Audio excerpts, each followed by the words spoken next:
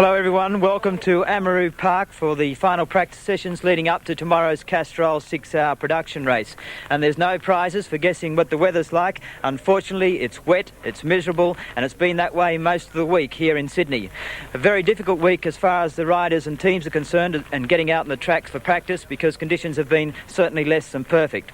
But tomorrow's race is set to be a most exciting event. We have an incredible lineup of riders, both returning from overseas, riders that have made their names here in this country and gone away and proved themselves as well overseas, and a top lineup of riders from the Australian scene. Looking at the practice sessions so far today, the two earlier qualifying practice sessions were held in much better conditions than what we see here at the moment. So the times for qualifying are down around the very record times, fast times of last year. And we'll have a look at some of that qualifying for you a little bit later in the program. Don't forget, our coverage tomorrow starts at 1:30 and will take you right through to the finish of the race. It should be an absolutely spectacular event. I really consider the Castrol 6-hour one of the motorsport events in Australia every year. But before we go to the qualifying and look at some of those riders on the circuit, here's a summation of the prospects for tomorrow's race with John Smales. Until 2 days ago, when practice really got underway in earnest, most people were prepared to say that this year's Castrol 6-hour was a race of riders rather than of machines. There were 13 Hondas entered, more than the rest of the field combined. The rationale for riding the Honda was that it was lightweight, very manoeuvrable in heavy traffic, and an easier bike to ride over 6 gruelling hours around the Amaroo Park circuit. But then came the realities. The Yamaha 900s, a shaft drive machine, are just as light as the Hondas, and with only 25 bikes entered in the Castrol 6-hour, the need for manoeuvrability in heavy traffic disappeared. Now, the Hondas hold the lap record here at 56 seconds, but the Yamahas in practice have been right down on that time. The law of averages says that with 13 Hondas entered, one of them must get to the checkered flag first tomorrow. But the Hondas have problems. Several of them during this week have blown their engines, and many of them have had braking difficulties, the riders finding that the handbrake went right to the handlebar under heavy braking effort. The Hondas are worried, so much so that 2 bikes this week have been found with magnificent irregularities. Scrutineers found camshaft sprockets which had been properly designed, or rather improperly designed, because in fact you have to regard them as cheats. Bob Vincent at the moment is with Chris Peckham, the chief scrutineer. Let's have a look at those camshafts. Well, they're the sprockets from the exhaust camshafts in the VF750 Honda. We found that a couple of them were different to the standard part in the place where the holes have been drilled for the camshaft to bolt to the sprocket. And what does that do as far as performance of the bike is concerned? Well, as far as performance of the bike is concerned, it can do a number of things depending on how much you change it and which way you change it. But I'm mainly concerned in this particular case to see that these one of the 2 machines had an exhaust camshaft sprocket that was different to the original part, to the standard part, and you can quite obviously see that by looking at them. So has it been a problem week as far as scrutineering is concerned? No, mostly it's flowed pretty well. It's gone fairly well. A lot of cooperation from the teams, and they seem resigned to the fact that everything has to be pulled apart and looked carefully at, and this is really the only discrepancy that we've picked up of a major sort of a nature. With the final qualifying practice sessions and everything gone by the board now, what's going to be the procedure from your point of view now until race time? Mainly now I'll be concerned with checking those last-minute preparation things that need to be done before the race. The original length of footrests, exhaust collector boxes that may have become scraped during practice have to be replaced before the race. Anything that touches the track has to start the race in new and unworn condition. The unmistakable orange day-glow leathers belong to Richard Schooler, riding another of the Yamaha 900s, 97 horsepower, and sharing the ride with South African Mario Radamo, a 30-year-old who's only been racing for 4 years, who's rather amazed by the close proximity of a lot of the walls at Amaroo Park, being overtaken there by Rod Cox on one of the Hondas, but this bike expected to run reliably rather than to be a front runner early on. Mario Radamo, the circuit has come as a bit of a surprise to you, I understand. Yes, in South Africa we're not used to armcos and walls at the corners. We've got plenty of runoff area, and I was quite surprised. I was warned, but I never expected it to be, the way it is at the moment. But I'm getting used to it. Every time I go out, I'm going faster and faster. But you feel the circuit's too dangerous for you? To what I'm used to, yes. I'm not feeling comfortable about it, but it's racing. I've come here to race, and that's what I'm going to do. There are a number of people who have in fact crashed during the week. Are you concerned that tomorrow I might see more of that? There's always crashes in races. There's people which take chances and so on. There is one corner which concerns me a bit, is this corner right down here. If someone comes off there, and let's say there's 10 guys in a row, and the front guy or one in the centre comes off, there's no escape. You have to ride over the bike or go into him, because everybody goes through there at the maximum speed. So you don't allow for any error. So if there's an error, there could be a nasty accident, yes. Is the riding standard up to scratch for you? The rides are very, very good. They're obviously used to the oncos and walls. I'm still taking it a bit easy, but it's improving.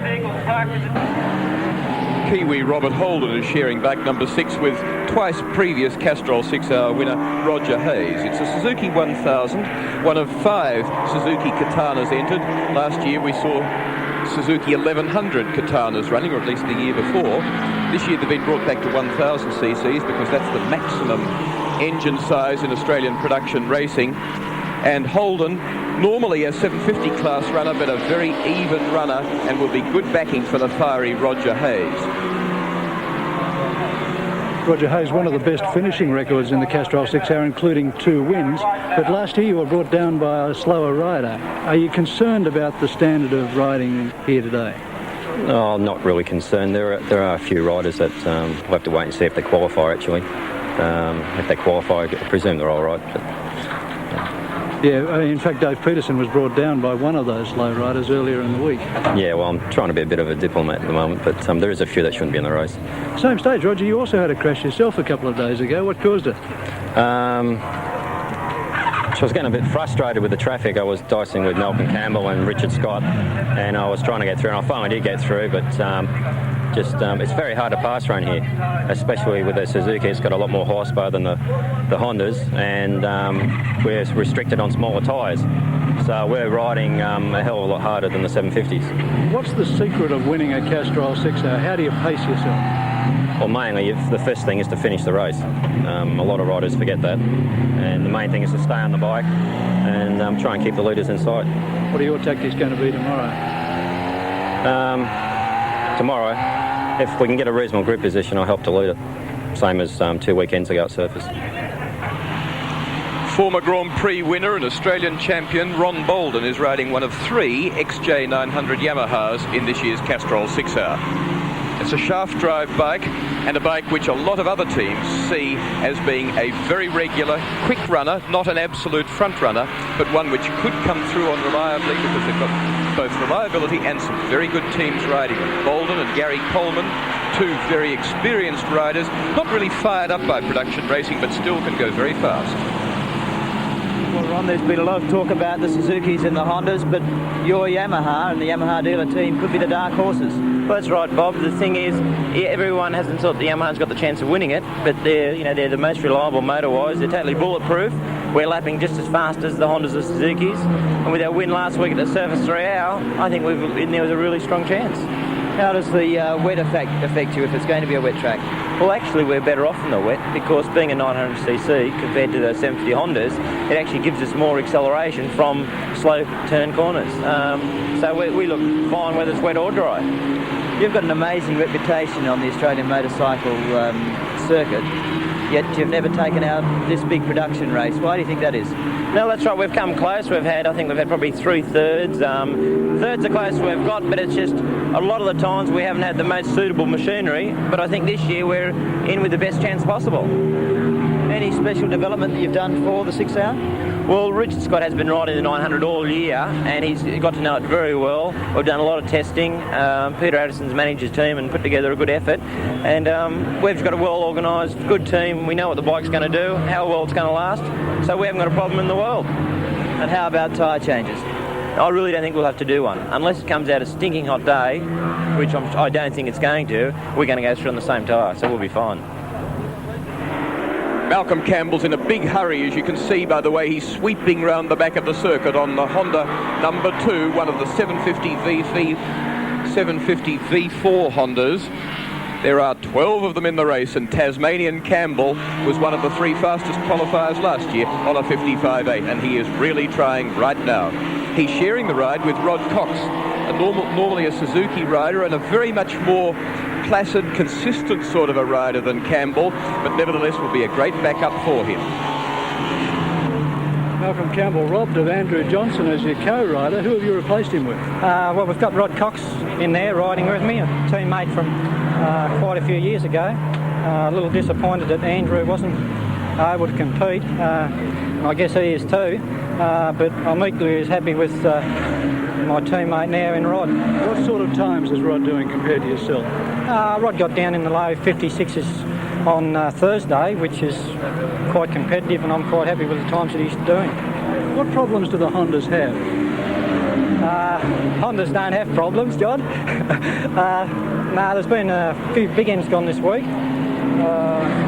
but apart from that, we've got no dramas at all. There's talk of you having brake problems as the race wears on tomorrow. No, well, as far as I'm aware, we're not going to have any brake problems. If others have got it, they're doing something wrong. How many fuel stops are you looking for?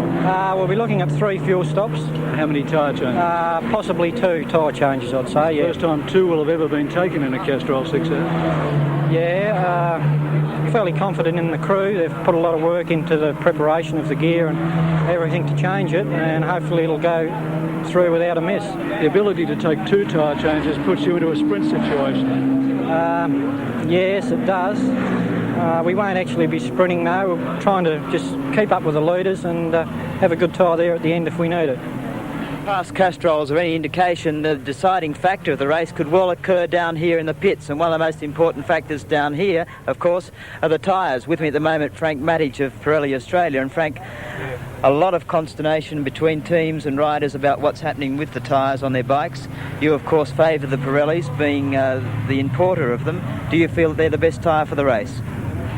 Our emphasis has always been, Bob, if you look in the past years, wet or dry, to use the same tyre, and it's the tyre that's in the market. All the Pirellis here, they're the same tyres that we have in the street. And there'll be nobody change on a Pirelli tomorrow to a different tyre in the wet. This is what it's all about, as far as we're concerned, to give give the people a consistency. They can get on with their job of the testing and setting their bike up and get their bike built up correctly around the product. Right, now you've got the 70 series, which is a very interesting tyre for this race. You're talking about the difference in profile of the tyre. Can you tell us a little bit about that? 70, well, traditionally, naturally, when you go to a very, very low section type of tyre, you tend to get more difficulties with bump control. Now, we've got a bit of a breakthrough. We've developed a new type of a fabric and a new method of manufacturing the fabric and the calendering process. It's allowing this flexibility to be retained as though we had a larger section. And in doing this, we can come down in section. This, of course, comes at the penalty of ride height somewhat. But the tyre has greater stability. Having greater stability means that it runs cooler, which means that for the same amount of rubber you get more mileage and you get more predictability through the seat of your pants. All of this comes together. There is a trade-off. The trade-off is that the motorcycle does have a little less ground clearance, but then the other trade-off is it's better on the bump so we can run the bike a bit higher. Just quickly, Frank, how many tyre changes? Well, some of the people won't have any. Some may have 1, some may have 2. That's an individual choice. They have a choice of 2 types of tyres that they can do it on. South African Dave Peterson coming back to the 6R, joining one of the 2 Matic team bikes and pairing with Jeff French, the son of car racing driver John French. A very strong rider, Peterson, who's won here in 1981 and who in 1980 won the 750 class. So that will be a very strong pairing, and the bikes have been very meticulously and well prepared.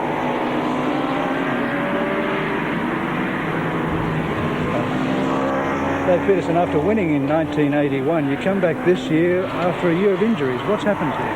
Yes, I had a rather bad smash at Kyle Army earlier this year and broke a hip and an elbow and a wrist and some pride. But I spent 4 months out of it, sort of hospital and recuperating at home.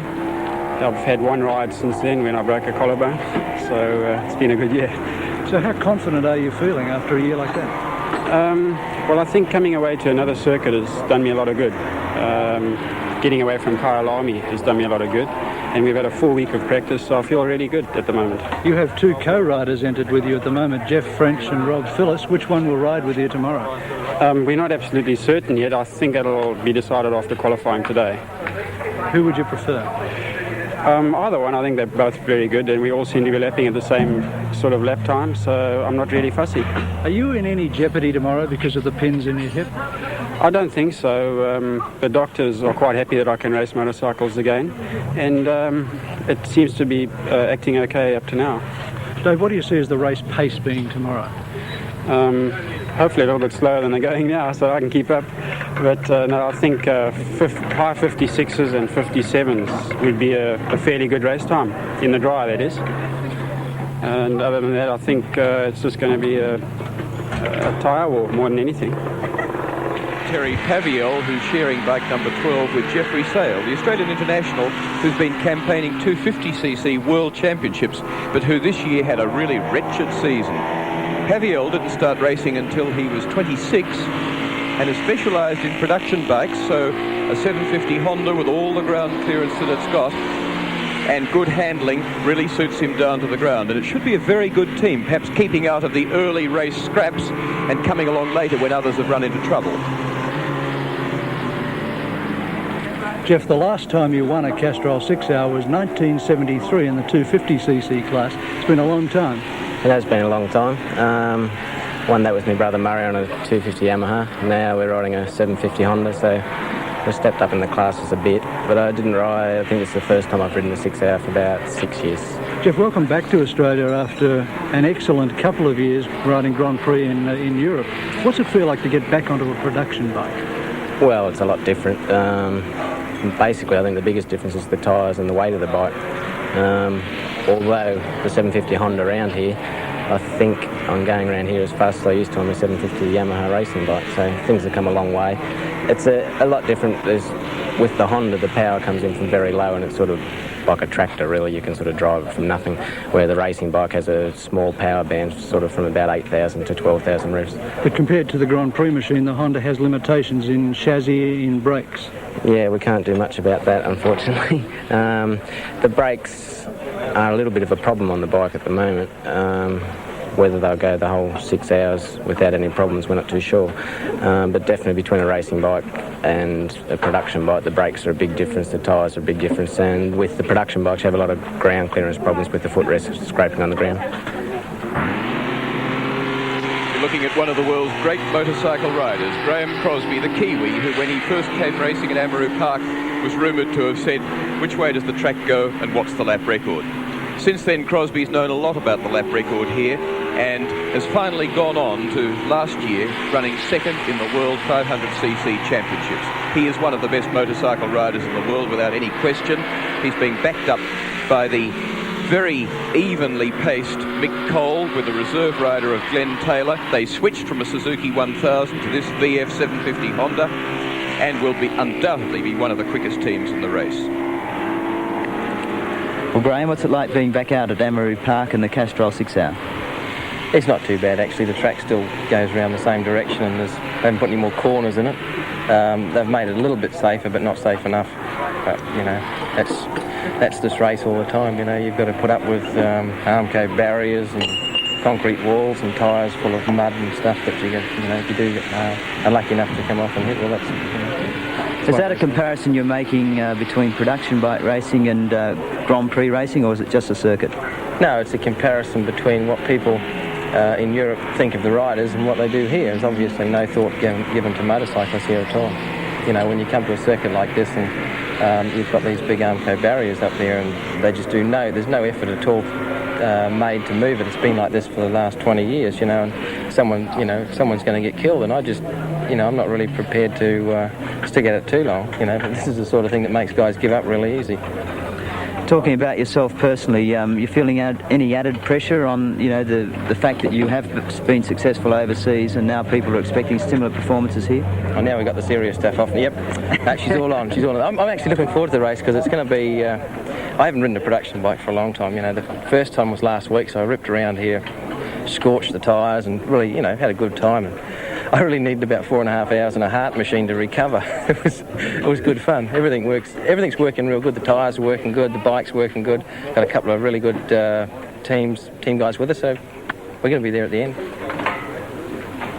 Less famous than Warren Willing is the younger brother Len, but perhaps just as talented in the saddle. He qualified fastest for this race last year, one of 3 riders to record a 55.8 in qualifying, although with his co-rider then and this year again, Vince Sharp, they fell into problems and finally finished 16th outright. But Len Willing will be very quick. He'll be among the front runners in qualifying and also in the early segments of the race. Yeah. Len, last year in Castrol 6A, you started your ride by having to walk to the top of the circuit to pick up your bike after it had been dropped by your co-rider, Vince Sharp. Are you looking forward to a better run this year? Yeah, it was a bit different to that. I started last year and we after the pit stop we were leading, and then it started to rain and Vince fell off.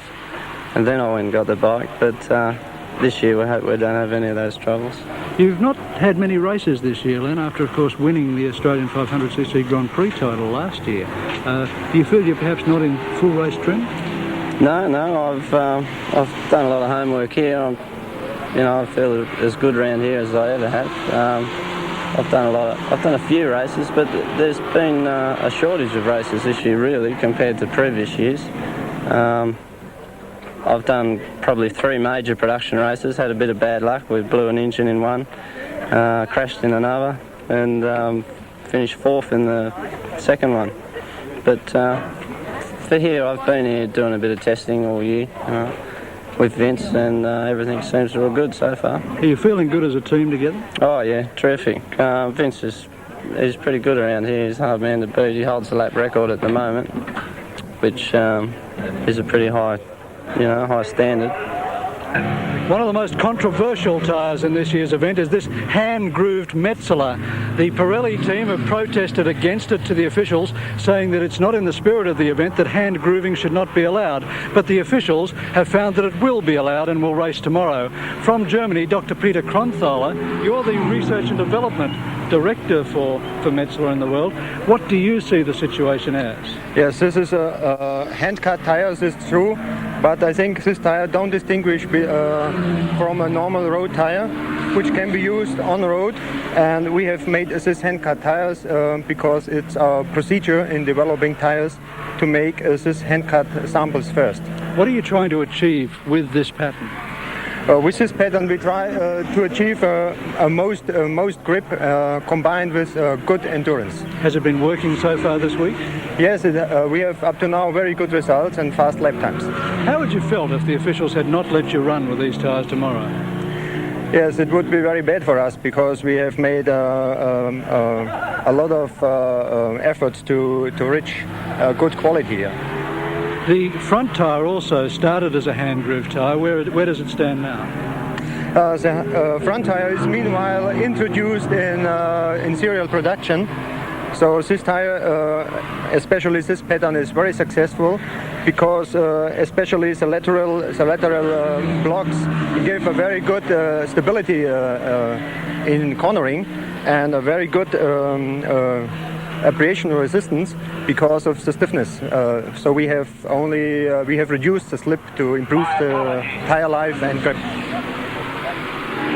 The fierce form of Paul Feeney on bike number 32, one of 5 Suzuki 1000s, and why shouldn't he be fierce? He was formerly an outfit passenger in road racing, and that's one of the most hair-raising pursuits you could chase. A superbike rider, and is being partnered by Graham Geddes, a former Australian champion, a Grand Prix bike ride expert who's been to European Grand Prix and greatly impressed over there, and they could go very well. They'll certainly be very quick among the Suzukis. Graham, welcome back to racing after an absence of, 18 months? Yeah, well, it was nearly 18 months I've been out, so... Why did you give it away? Well, I just need a rest from it. I've been overseas for a while and it was pretty hectic and I just need to have a rest from it now. I've got itchy feet and I've been offered to ride a production bike from Ross Hannon, and so I'll team up with Paul Feeney for the race. I'll be his number 2 rider. How does the bike feel? Well, they're a bit heavier than the Hondas and it's a bit hard to get them scratching around the track, but we should be right and just hope to be there at the finish. How did you feel after your first ride on the bike this week? Well, we've had a lot of preparation trying to set the bike up. It's taken a lot of time swapping tyres and the riders trying to get into groove for the bikes, and we're getting around consistent on our times and that. So, do you feel you're back on the pace now yourself? Well, we're not. Myself, I'm not doing the times that I hope to do, as the top guys have been doing. But I'm doing consistent times, the times that I'm doing. So I just go round and round and be consistent. And should be pretty good. Graham, are you hoping this ride will lead to something for you? Well, in sponsorship ways, yes. So I can try and because financially I can't support myself in racing, so I need a sponsor, and hopefully it'll do something for me if I do get some good results. Question mark still hanging over the Mentor Motorcycles entry, number 1, because it's the defending team, the team that won this race last year. Wayne Clark presently riding, and Australian international rider Wayne Gardner, who was to partner him and who still hasn't made up his mind whether he'll be fit enough. He took a tremendous tumble yesterday on the Mazda corner just before Honda, rolled for 150 metres and is still nursing his wounds. They were one of the 3 fastest qualifiers last year, as well as finally winning.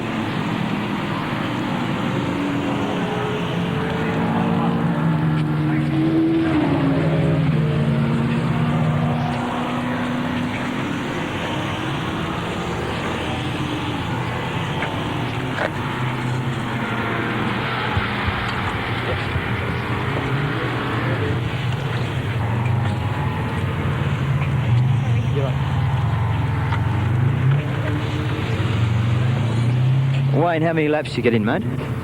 I don't really know. I mean, we've had about 6. Yeah, 6, 7. Yeah. How do you feel? 9. It's hard to say. I was hurting a little bit, especially when I first went out, my little finger, which is broken. It was hurting a lot, and but as I sort of went on, it didn't seem so bad then. Yeah.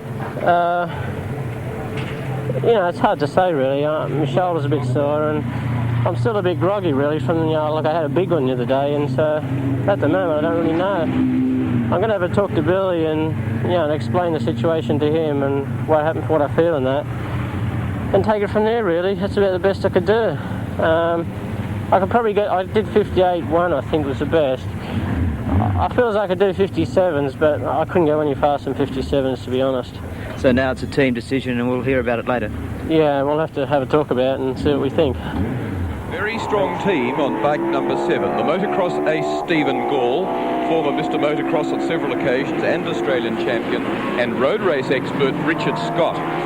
Scott took the Yamaha 900 to victory in the most recent production race up at Surfers Paradise, and Gall has absolutely electrified people in the few outings that he's had in road racing, although at Honda Corner just the other day he had his first fall off a road race bike, a very slow one and no real damage. Steve, you just mentioned to me you hoped it wouldn't rain again. Why is that? Well, I hope that everyone gets a nice sort of even run at the qualifying times. If the rain sort of comes down, it's going to spoil it for everyone. So it'd be good to see who's going to go fast in the qualifying, who's going to be those top runners if they want to be a top runner in the race, and it'd be interesting to see all these qualifying times. Well, believe it or not, you had your first fall off a production bike, they tell us this week. Yes, yesterday I had a small fall at Honda Turn. I was trying to find out the limits of these production bikes, and I definitely found out in that particular instance. No problems? No problems at all. No problems with me. After the fall, just scratched the motorcycle a little bit, and the XJ 900's definitely a hardy motorcycle. It didn't really worry it too much. We were talking to Ronnie Bolden earlier about the fact that you people are a dark horse, but the way Richard's riding at the moment and the way that you're putting in the times, you could be a real surprise. Well, a lot of people are suggesting that we may be up there at the finish, and I'm hoping that will come true.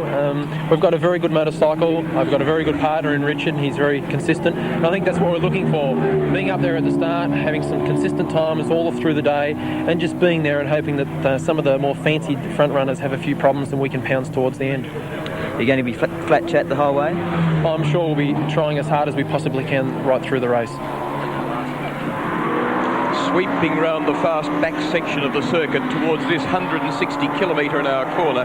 The pairing on bike number 9 is Pete Byers and John Pace. Byers from Queensland, who qualified so well here a few years ago at his first run at Amaroo Park, and John Pace, the international rider, who last year had that electrifying last 45 minutes, being chased by Wayne Gardner. Finally, Gardner coming out on top, but Byers coming home a most meritorious second. Well, John, I think it's probably fair to suggest that you're one of the favoured teams for the event. Would you go along with that? Well, Peter and myself have been trying to get a good result in this particular event for the last 2 years. Last year we got pretty close. I hope this year we'll get a little closer again. Why do you feel you get a bit close this year? You're a better team as far as experience-wise? Yeah, obviously you can never do without too much experience. Pete's riding well. I'm just settling back into the bike after being off production bikes for a year. But obviously at the moment we're still quietly confident, but tomorrow after qualifying and we see how everyone's gone, then we can sort of work out how we're going to attack the race. I was talking to you earlier, and one of the points that you mentioned in favour of the team was the fact that both your times are so close together. Yeah, well obviously in an endurance race you need to be as consistent as possible, and if we can get two riders that are reasonably consistent and are doing reasonably the same lap times, well therefore either of us have to work real hard as long as we can maintain a good pace in the race. And what sort of pace are you looking at? Well, I figure sort of mid-56s, high 56s will get us pretty close up to being there at the end of the race. Well, the Dunlop team have been responsible for not only bringing out Graham Crosby, one of the renowned riders in the field, they're also responsible for being under, I'd imagine, a lot of pressure, Dennis Neal. Yeah, Bob, we are, particularly because of the weather. It's unfortunate. You would never get odds that it would rain 4 years in a row, but it's certainly looking that way at the moment.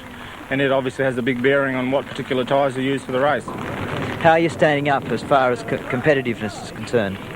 Well, I think we're very competitive. There's three choices we've got with the Dunlop tyres. We've got a tyre that will grip very well, which is what the guys qualified on, and which we would use in the rain. However, it'll only do about an hour and a half in the dry. So on the Honda, we're going to have to change that 3 times. If it's fine, we've got a tyre that will do the distance without changing. However, your lap times will go away, probably to about a second a lap slower by the end. So we've got that alternative, and we've got a tyre in the middle which will sort of do halfway comfortably, but you would change it then. So we're still tossing up tonight what we're going to do, and we'll see what the weather's like in the morning. Well, it's a hell of a gamble either way, isn't it? I think every year we come to the Castrol 6 Hour and nobody's exactly sure what's going to happen. Every year's another test year, it seems. Well, this is the best year, I think, as far as competitive teams are in it. Everyone's got well-presented bikes and had a lot of experience setting their bikes up this year. We're at a little bit of a disadvantage in only switching to Honda a week ago. The boys have done a tremendous job, Warren Willing and the pit crew setting the bike up. And Graham and Mick are now both very happy with it. We've had a few troubles during the week. The thing only had 1,700 kilometres on it, but it's loosening up a bit now, and I think we'll be there at the end. After a week of testing and final qualifying today, this is how the field lines up. The top 10 riders for tomorrow's 14th Castrol 6-hour production race for motorcycles. On pole position, and equal pole position holder last year, Tasmanian Mal Campbell, riding with Rod Cox in one of 8 Hondas in the top 10 positions. Second fastest, Rob Phillips. His bike isn't there, but it's bike number 11, riding for the Matic team with South African Dave Peterson. Third grid position, equal top qualifier last year. There he is, Len Willing, the long, lanky frame, backed up by tall New Zealander Vince Sharp. Fourth grid position, this one of the outsiders in the field. Look at it, a Yamaha 900. Richard Scott, the expert road rider, sitting on the bike, and Stephen Gall, the motocross ace. And what a good job they've done to slot at fourth, and what a good job they're expected to do tomorrow. Fifth grid position is 31. Graham Crosby, the international rider born in New Zealand, backed up, sitting on the bike, by Michael Cole, the Victorian, who debuted the Honda CBX 6-cylinder many years ago. A very quick and steady team, and those 5 under the lap record existing for the circuit. Sixth grid position sees Queenslander Pete expires. Again, he's slotted himself into the top 10. He's a very good rider, and he's backed up by the man there with his arms folded, the Australian international John Pace, who's done very well on some brief sorties into England. Another Honda 750. Then bike number 18, Tasmanian Rob Scolyer, backed up by New South Welshman Bernie Summers on a Honda that blew its engine apart yesterday, but which is back in fine order. There's the little Bernie Summers with the turned up moustache in the back. Scolyer sitting in the seat, the man that did the job today. Also missing from the grid is bike number 1. It's an 8th grid position, a bike that's been fraught with problems. Wayne Clark is riding, and he's the man that did the time of 56.24. He'll be backed up by Glenn Taylor in the absence of Wayne Gardner, who is not well enough to take his position on the bike. Last year's winner, after falling on Thursday, is out of the Castrol 6R. 9th grid position sees bike number 17, again one of only 2 non-Hondas in the top 10. This, a Kawasaki 750, so well slotted there by Ian Perrow, and to be backed up by Glenn Williams. And again, 2 very steady riders, unlikely to crash, and the bike known in the past to be very reliable. And finally, Roger Hayes, Suzuki 1000, a Katana, and he only just slotted it into the top 10, beating by 1/100th of a second Rodney Brown. Hayes doing it in the last of the dry practice session, session number 4. He's the man twisting the throttle there, to be backed up by Robert Holden. Hayes undoubtedly will ride early on, and undoubtedly too, I think, will go faster than some of the Hondas in the earlier... Right to people.